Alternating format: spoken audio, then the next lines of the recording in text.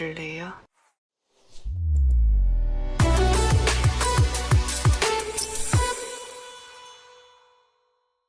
Awal kisah diperkenalkan seorang perempuan bernama Mary yang bekerja di bidang desain grafis. Pada suatu hari, ia berencana mempresentasikan hasil desainnya di sebuah perusahaan besar. Namun, bukannya mendapat apresiasi, Mary justru menerima ejekan dan perlakuan yang merendahkan. Mengetahui hal itu, Mary merasa marah dan kecewa.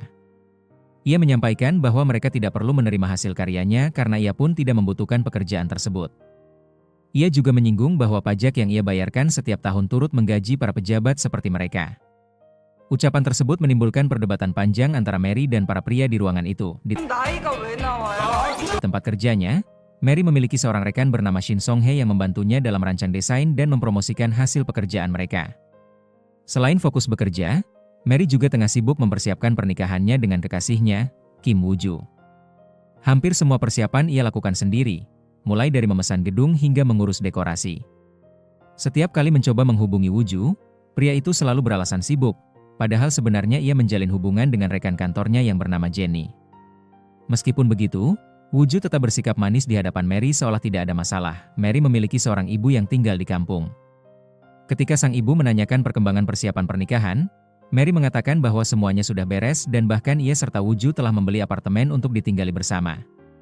Namun, Mary mulai merasa curiga setelah menemukan sebuah anting dan helai rambut panjang di tempat tidurnya. Keesokan harinya, Mary menanyakan hal tersebut kepada Woo-ju dan memeriksa akun media sosialnya. Ia menemukan bahwa Jenny sering menyukai unggahan Woo-ju.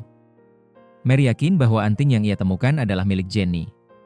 Saat dimintai penjelasan, Woo-ju mengatakan bahwa saat itu teman-teman kantornya datang berkunjung dan mungkin anting itu terjatuh. Ia berusaha menghindar dengan alasan sedang stres. Mary menegaskan bahwa dirinya juga sibuk, namun tetap berusaha menjaga hubungan mereka. Woo-ju menanggapinya dengan santai dan mengatakan bahwa ia yakin mereka ditakdirkan bersama selamanya. Namun, Mary tidak ingin lagi terpengaruh oleh kata-kata manis tersebut. Ia meminta izin untuk memeriksa ponsel Woo-ju, tetapi permintaan itu ditolak. Pertengkaran pun terjadi hingga Woo-ju secara tidak sengaja menginjak kaki Mary. Karena kesal, Mary menyiram wajahnya dengan kopi sebelum pergi meninggalkannya. Di sisi lain, kisah juga menyoroti kehidupan seorang pemuda tampan yang juga bernama Woo-ju. Ia baru saja kembali dari Amerika dan duduk di pesawat di sebelah seorang nenek. Ketika anak sang nenek meminta bertukar tempat, Woo-ju menolak. Ternyata penolakannya memiliki alasan, karena ia mendengar percakapan anak tersebut yang bermaksud memaksa ibunya menandatangani surat warisan untuk merebut harta milik sang nenek. Woo-ju kemudian memperingatkan nenek itu agar menjaga hartanya dan tidak mudah percaya pada siapapun. Setelah tiba di Korea, nenek tersebut berterima kasih kepada Woo-ju atas bantuannya. Woo-ju sendiri memiliki seorang nenek yang memiliki toko roti terkenal dan lezat di kota itu. Neneknya sangat menyayanginya dan telah lama menantikan kepulangannya. Namun, Woo-ju memilih untuk berlibur terlebih dahulu sebelum menemui neneknya. Ia menghabiskan waktu dengan makan, bersepeda, dan berkemah seorang diri, menikmati kebebasan setelah lama tinggal di luar negeri. 1 bulan kemudian, hubungan Mary dan Woo-ju benar-benar berakhir. Padahal keduanya sudah sempat mendaftarkan pernikahan di pengadilan. Mary akhirnya memutuskan untuk membatalkan rencana tersebut. Saat berpisah, Woo-ju mengatakan bahwa ia berharap Mary dapat menemukan pria yang lebih baik darinya. Lalu pergi menemui Jenny yang sudah menunggunya di bandara. Seluruh reservasi pernikahan mereka akhirnya dibatalkan oleh Mary. Ia merasa tidak ada lagi yang perlu dipertahankan setelah pengkhianatan itu. Sementara itu, nenek Woo-ju, yang memiliki toko roti terkenal, tetap menjalankan bisnisnya dengan bantuan sekretaris serta seorang pegawai bernama Hanggo. Di rumah itu juga tinggal sepupu Woo-ju bernama Ungsu beserta ibunya. Mereka terlihat cukup akrab dengan sang nenek. Di sisi lain, Mary yang baru pulang ke rumah sedang berbicara dengan karyawannya melalui telepon, tiba-tiba polisi datang ke rumahnya. Ia terkejut dan bingung, hingga akhirnya mengetahui bahwa rumah yang disewa bersama Woo-ju ternyata bukan milik mereka secara sah. Rumah tersebut ternyata disewa dari seorang penipu, dan kini pemilik asli rumah itu datang menuntut agar mereka segera pergi. Mary mencoba menjelaskan situasinya kepada Woo-ju dan memintanya membantu menyelesaikan masalah tersebut, terlebih karena keluarga Woo-ju bekerja di bidang hukum. Namun, Woo-ju menolak dengan alasan bahwa hubungan mereka sudah berakhir, sehingga ia tidak memiliki kewajiban lagi untuk membantu. Ia kemudian menutup telepon, dan ketika Mary mencoba menghubunginya kembali, nomor itu sudah tidak aktif. Merasa putus asa dan kehilangan segalanya, Mary menghabiskan malam itu dengan minum-minum untuk melupakan stres yang ia rasakan. Tak lama kemudian, Ia menerima telepon dari ibunya yang memberitahukan bahwa ia baru saja memasak makanan untuk Woo-ju dan keluarganya. Mary dengan nada sedih meminta ibunya untuk tidak mengirimkan apapun lagi, tanpa menjelaskan alasannya. Menyadari perubahan nada bicara anaknya, sang ibu hanya menasihati agar Mary beristirahat dan tidak terlalu memikirkan masalahnya. Di tempat lain, Woo-ju yang lain sedang dalam perjalanan menggunakan mobil. Karena arahan dari Google Maps, ia tanpa sengaja memasuki jalan sempit dan menabrak Mary, yang baru saja keluar dari restoran setelah makan. Woo-ju panik dan segera memastikan kondisi Mary. Mary mengatakan bahwa dirinya baik-baik saja. Namun, karena merasa bertanggung jawab, Woo-ju memberikan nomor telepon dan namanya agar Mary bisa menghubunginya jika terjadi sesuatu. Saat melihat kartu namanya, Mary terkejut karena nama itu adalah Kim Woo-ju, sama seperti nama mantan tunangannya. Dalam keadaan setengah mabuk, Mary mengira pria itu adalah mantan kekasihnya. Ia marah tanpa alasan jelas dan menuduh Woo-ju bertanggung jawab atas rumah yang disewanya, bahkan menuntut ganti rugi sebesar 100 juta won. Woo-ju yang kebingungan berusaha menenangkannya dan meminta Mary keluar dari mobil. Namun perempuan itu justru ikut masuk dan menolak keluar. Setelah beberapa kali membujuk, Woo-ju akhirnya berhasil menurunkannya. Namun, sebelum Woo-ju benar-benar pergi, Mary kembali masuk ke dalam mobil. Woo-ju semakin bingung melihat perilaku perempuan itu yang tiba-tiba marah dan bertindak aneh, padahal mereka sama sekali tidak saling mengenal. Saat Woo-ju mencoba bertanya, Mary mengeluh karena merasa ada yang salah pada tubuhnya.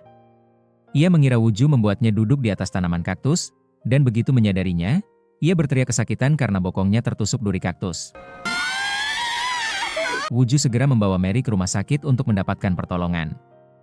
Dokter berhasil mengeluarkan duri-duri tersebut, dan luka Mary tidak terlalu parah. Namun, dokter menasihati agar Mary tidak mandi selama 2 hari dan hanya membersihkan diri dengan hati-hati. Mary merasa malu karena kejadian itu disaksikan banyak perawat. Sementara itu, dokter yang menanganinya, bernama Yin Jin Kyung, ternyata teman lama Woo-ju. Dari sikapnya, terlihat bahwa Jin Kyung menyimpan perasaan pada Woo-ju. Ia sempat menanyakan apakah Mary adalah pacar Woo-ju.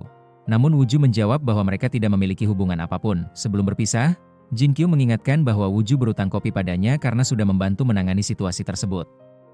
Woo-ju berjanji akan menemuinya nanti, lalu memutuskan untuk mengantar Mary pulang karena khawatir perempuan itu belum bisa berjalan dengan baik. Dalam perjalanan pulang, Mary duduk dengan posisi tidak nyaman karena lukanya masih terasa sakit. Di tengah perjalanan, ia meminta Woo-ju untuk menepi karena merasa mual dan hendak muntah. Setelah malam yang melelahkan, Mary berusaha menenangkan diri. Tanpa terasa, waktu sudah berganti pagi. Ia dan Woo-ju melihat matahari terbit bersama. Mary menatap langit dan berucap bahwa matahari memang selalu terbit, tetapi hidupnya tetap terasa sulit untuk dijalani. Woo-ju hanya terdiam mendengarnya. Setelah itu, ia mengantar Mary pulang dan menyarankan agar Mary tidak perlu mengganti biaya perawatan di rumah sakit.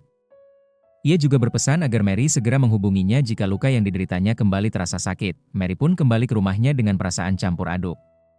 Di sisi lain, sebuah kompleks perumahan tengah merayakan ulang tahun ke-30 mereka dengan mengadakan undian berhadiah 1 unit rumah mewah. Syaratnya, pemenang undian harus sudah menikah secara sah. Acara undian itu dipimpin oleh seorang direktur bernama Lee Sung-woo, dibantu oleh asistennya, Baek Sang-hyun. Sang direktur sebenarnya berencana untuk berbuat curang dengan menyiapkan kupon pemenang palsu agar hadiah rumah bisa dimenangkan oleh orang pilihannya sendiri. Namun, ketika ia datang ke lokasi dan hendak mengambil kupon tersebut, kupon curang yang sudah ia lipat justru terjatuh tanpa disadarinya. Saat undian dimulai, direktur itu mengambil sebuah kupon lain yang bentuk lipatannya serupa. Ia mengira itu kupon miliknya dan dengan percaya diri membacakan hasil undian di depan semua orang. Namun, begitu melihat nomor pemenangnya, ia terkejut karena angka yang tertera berbeda dari rencananya. Ia menjadi panik setelah menyadari bahwa pemenang undian sebenarnya adalah Mary. Ternyata, 2 bulan sebelumnya, ketika Mary masih sibuk mengurus rencana pernikahannya dengan Woo-ju, ia pernah secara tidak sengaja menerima kupon undian perumahan tersebut dan memasukkannya ke dalam kotak undian. Kupon milik Mary juga dilipat dengan cara yang sama seperti kupon milik sang direktur, sehingga tertukar tanpa disengaja. Karena menjadi pemenang, Mary kemudian diminta untuk melengkapi berbagai dokumen sebagai syarat penerimaan hadiah, mulai dari fotokopi identitas diri hingga surat keterangan bahwa ia belum memiliki rumah. Namun, salah satu syarat yang harus dipenuhi adalah bukti bahwa ia sudah menikah. Mary pun panik karena sebenarnya ia telah membatalkan pernikahannya dengan Woo-ju, meskipun berkas pembatalannya belum ia serahkan ke pengadilan.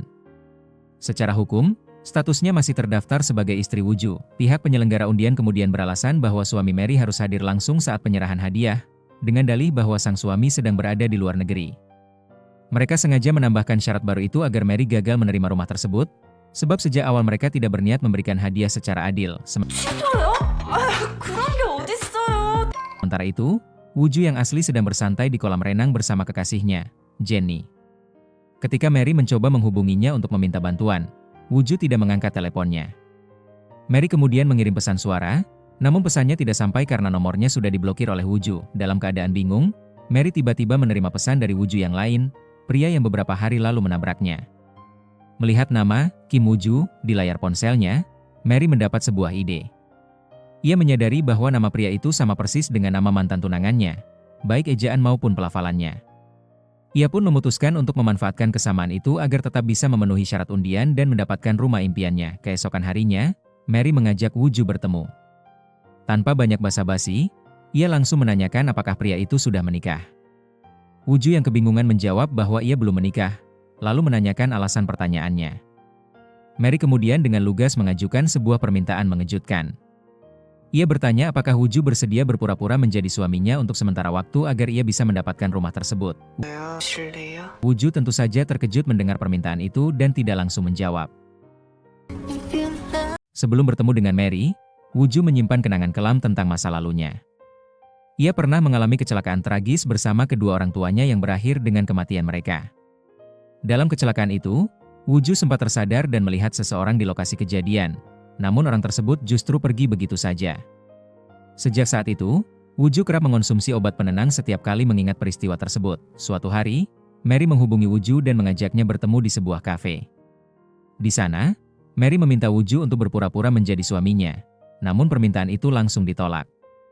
Mary memohon agar Woo-ju membantunya setidaknya untuk 1 hari saja, karena nasibnya bergantung pada hal itu.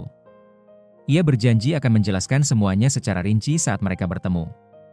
Meski begitu, Woo-ju tetap menolak karena menganggap permintaan Mary termasuk tindakan penipuan, yang bisa berakibat fatal jika ketahuan. Ia pun pergi begitu saja tanpa menyetujui permintaan tersebut. Sementara itu, nenek Woo-ju menempatkan cucunya dengan posisi kepala bagian keuangan di perusahaan keluarga. Keputusan ini tidak disukai oleh bibinya, karena jabatan itu sebelumnya dipegang oleh anaknya, Jang Ung-su. Merasa tidak terima, Ung-su berjanji kepada ibunya bahwa ia akan membuat Woo-ju tidak betah bekerja di posisi tersebut. Ibunya kemudian mencoba memengaruhi suaminya agar membicarakan hal ini dengan sang nenek. Namun suaminya menolak dan mengingatkan bahwa sebaiknya mereka tidak memperkeruh suasana dalam urusan perusahaan keluarga. Keesokan harinya, Woo-ju bertemu dengan sahabatnya yang seorang dokter bernama Jin Gong. Dalam percakapan mereka, Woo-ju mengatakan bahwa ia akan mulai bekerja di perusahaan nenek Woo-ju keesokan harinya. Jin Gong sebenarnya menyukai Woo-ju dan berharap bisa menjadi cucu menantu neneknya, tetapi Woo-ju belum memiliki perasaan dengannya. Jin Gong kemudian menanyakan kabar Mary, namun Woo-ju menjawab bahwa Mary terlihat aneh karena tiba-tiba memintanya untuk menjadi suaminya. Saat mereka berbicara, mereka menolong seorang anak yang terjatuh dan menangis. Di tas anak itu terdapat boneka yang mengingatkan Woo-ju pada masa lalunya, pada seorang anak perempuan yang ia temui sesaat setelah kecelakaan, yang memberikan boneka serupa. Jin Gong tahu bahwa sejak lama Woo-ju berusaha mencari gadis kecil itu, yang disebut neneknya sebagai cinta pertamanya. Meski hingga kini Woo-ju tidak tahu di mana gadis itu berada. Sementara itu, Mary diusir dari rumah kontrakannya karena pemilik asli datang dan hendak merenovasi tempat tersebut. Ia terpaksa mencari tempat tinggal baru. Tak lama kemudian, ibunya menelepon untuk menanyakan persiapan pernikahannya dengan Woo-ju yang lain, calon suaminya sebelumnya. Mary berencana menceritakan bahwa pernikahan itu sebenarnya telah dibatalkan. Namun ibunya keburu sibuk melayani pelanggan, sehingga pembicaraan itu tertunda. Keesokan harinya, Woo-ju mulai bekerja di perusahaan dan disambut oleh pamannya. Sekilas, pamannya terlihat baik dan ramah. Woo-ju kemudian diperkenalkan kepada anggota tim keuangan yang menyambutnya dengan antusias, karena manajer sebelumnya, Un-song, telah menyebabkan banyak kerugian akibat kinerjanya yang buruk. Dalam rapat perdana, mereka membahas desain kemasan produk baru yang akan segera diluncurkan. Ung-su menjelaskan bahwa desain tersebut hanya berlaku selama 1 bulan karena produk tidak akan diproduksi dalam jangka panjang. Ia bahkan memperingatkan bahwa jika produk tetap dirilis setelah masa berlaku desain berakhir, maka sang desainer dapat menuntut perusahaan atas pelanggaran hak cipta, dan tanggung jawab itu akan dibebankan kepada Woo-ju selaku kepala keuangan. Diam-diam, Ung-su juga menghubungi pihak desainer dan menawarkan harga tinggi agar desain itu dibeli oleh perusahaannya sendiri. Desain tersebut ternyata dibuat oleh Mary bersama rekannya, dengan harga senilai beberapa juta won. Setelah mengetahui hal itu, Woo-ju memerintahkan timnya untuk menghubungi pihak desainer dan mengatur pertemuan langsung agar bisa mendiskusikannya. Sementara itu, di tempat lain, Direktur Toserba bernama Lee Sung-woo marah besar kepada asistennya, Sang Hyun, karena hadiah rumah dari undian sebelumnya ternyata benar-benar dimenangkan oleh Mary. Ia pun berniat mencari cara untuk membatalkan pemberian rumah tersebut agar rencananya tidak gagal. Sang Hyun kemudian menghubungi bawahannya dan memerintahkan agar mereka menelepon Mary. Ia menegaskan bahwa jika Mary tidak bisa membawa suaminya saat penyerahan hadiah, maka pemberian rumah akan dibatalkan. Hal itu dilakukan karena Direktur Lee Sung-woo sebenarnya memiliki niat terselubung. Ia ingin rumah hadiah tersebut diberikan kepada wali kota yang telah menyetujui pembangunan Toserba miliknya di sebuah lahan strategis. Sebagai imbalan, wali kota meminta 1 unit rumah, sehingga Lee Sung-woo sengaja mengadakan undian itu untuk menutupi maksud aslinya. Namun sayangnya, pemenangnya justru Mary, yang membuat rencananya berantakan. Selain itu, Lee Sung-woo juga tengah terlibat kasus pencucian uang, sehingga ia menyuruh Sang Hyun segera mengurus masalah tersebut agar tidak terbongkar. Sementara itu, mantan mertua dan mantan ipar Mary ternyata tak jauh berbeda sikapnya dengan Woo-ju yang dulu menjadi tunangannya.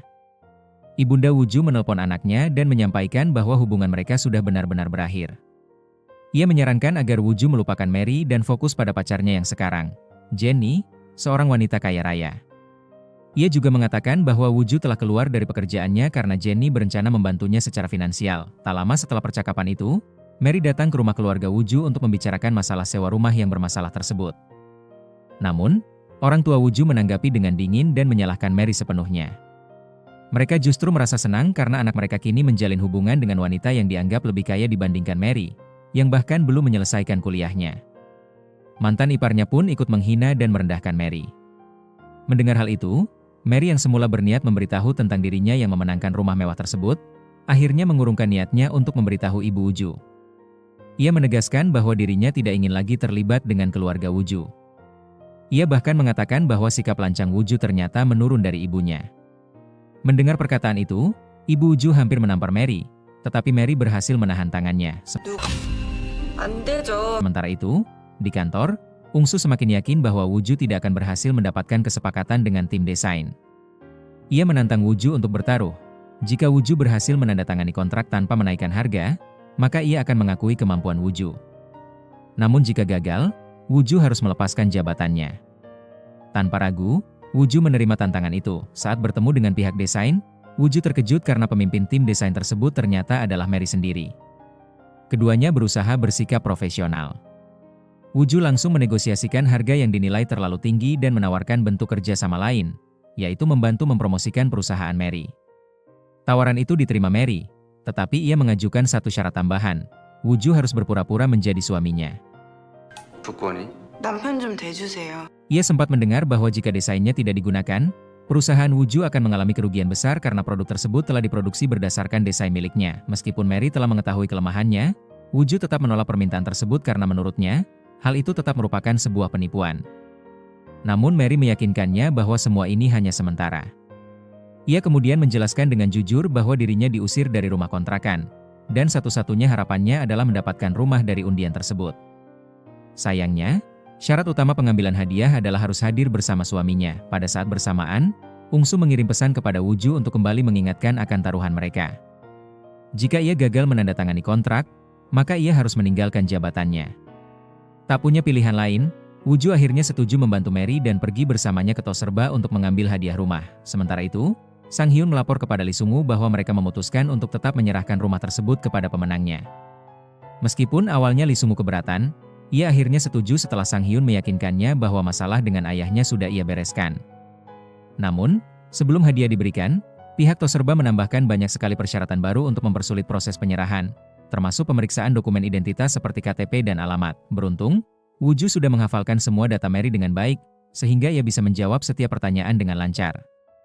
Walau foto di KTP Woo-ju terlihat sedikit berbeda karena sudah lama diambil, pihak panitia akhirnya tidak lagi meragukan identitas mereka dan proses verifikasi pun berjalan lancar. Ternyata, penyerahan hadiah rumah itu akan diliput oleh media, sesuatu yang sama sekali tidak diketahui oleh Mary maupun Woo-ju.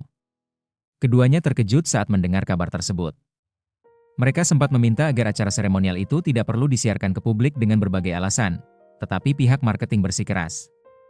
Mereka menegaskan bahwa publikasi media merupakan bagian dari syarat resmi yang harus dipenuhi oleh para pemenang. Untuk menghindari sorotan berlebihan, Woo-ju akhirnya mencari akal. Ia pura-pura menerima telepon dari temannya yang mengatakan bahwa dirinya terjangkit penyakit menular. Woo-ju kemudian berpura-pura memiliki kondisi yang sama, dan mengatakan bahwa ia mungkin sedang terkena flu menular yang dapat membahayakan orang lain jika terjadi kontak langsung. Mendengar itu, staf marketing panik dan segera menghubungi Sang Hyun untuk meminta arahan. Namun, Sang Hyun memutuskan agar acara tetap berjalan dan hanya meminta keduanya mengenakan masker selama penyerahan hadiah. Rencana itu ternyata berhasil. Mary dan Woo-ju pun menghadiri acara dengan mengenakan masker. Dalam sesi foto bersama, Mary sengaja menundukkan kepala agar wajahnya tidak terlihat jelas, sementara wajah Direktur Lee Sung-woo justru menjadi pusat perhatian media. Setelah acara selesai, Mary resmi menerima kunci rumah mewah tersebut, namun, kebahagiaan itu tidak berlangsung lama. Sang Hyun mengatakan bahwa mereka masih harus melakukan pengecekan langsung ke rumah bersama Mary dan suaminya, yaitu Woo-ju. Terpaksa, Woo-ju kembali ikut ke lokasi, meski ia mengira semuanya sudah selesai. Saat tiba di perumahan tersebut, Mary terlihat sangat senang karena rumahnya begitu megah dan indah. Tetapi Woo-ju justru merasa stres karena situasinya semakin rumit, masalah belum berakhir. Ketika Mary mengutarakan niatnya untuk segera menjual rumah itu, Sang Hyun menjelaskan bahwa hal tersebut tidak bisa dilakukan sekarang. Ia mengatakan bahwa rumah baru bisa dijual setelah 3 bulan masa tinggal, semacam masa percobaan. Selama waktu itu, mereka diwajibkan benar-benar tinggal bersama di rumah tersebut. Bahkan, akan ada beberapa kali pemeriksaan untuk memastikan mereka memang menetap di sana. Lebih buruk lagi, Sang Hyun ternyata tinggal di rumah seberang, sehingga mereka sulit untuk berpura-pura. Mendengar semua itu, Mary dan Woo-ju panik. Sang Hyun lalu berkata bahwa ia akan kembali dalam 20 menit untuk memulai proses pengecekan, sementara ia pergi sebentar untuk berganti pakaian. Setelah Sang Hyun pergi, Woo-ju langsung meluapkan amarahnya kepada Mary. Ia menuduh Mary penyebab semua kekacauan ini dan mengatakan bahwa dirinya tidak mau terlibat lagi. 나도 이제 인발부가 돼서 터지니까. Ia lalu menyerahkan kembali cincin pernikahan serta kacamata yang diberikan Mary sebelumnya, kemudian meninggalkannya sendirian. Namun, tak lama setelah pergi, Woo-ju merasa menyesal telah membentak Mary dengan kata-kata kasar. Ia akhirnya menelpon Mary untuk meminta maaf, meski sambungannya sempat terputus. Saat hendak kembali, ia tanpa sengaja berpapasan dengan bibinya dan sepupunya, Ung-su, di depan kompleks perumahan. Mereka terkejut melihat Woo-ju di sana dan bertanya apa yang sedang ia lakukan. Woo-ju hanya menjawab bahwa ia datang untuk menemui seorang teman, tanpa menjelaskan lebih jauh. Sebenarnya, bibi dan sepupu Woo-ju datang ke tempat itu untuk bertemu dengan seorang pejabat berpengaruh yang terlibat dalam proyek keluarga mereka. Namun tentu saja mereka tidak memberitahu hal tersebut kepada Woo-ju. Tak lama kemudian, Sang Hyun bertemu dengan Woo-ju dan menanyakan keberadaan istrinya, Mary. Pertanyaan itu membuat bibi dan Ung-su terkejut karena mereka tahu bahwa Woo-ju belum menikah. Tak lama setelahnya, Mary keluar dari rumah untuk mencari Woo-ju, tanpa menyadari keberadaan keluarga Woo-ju di depan rumah. Kini, Mary dan Woo-ju benar-benar kebingungan menjelaskan situasi yang serba rumit di hadapan bibi dan sepupu Woo-ju yang mulai mencurigai mereka.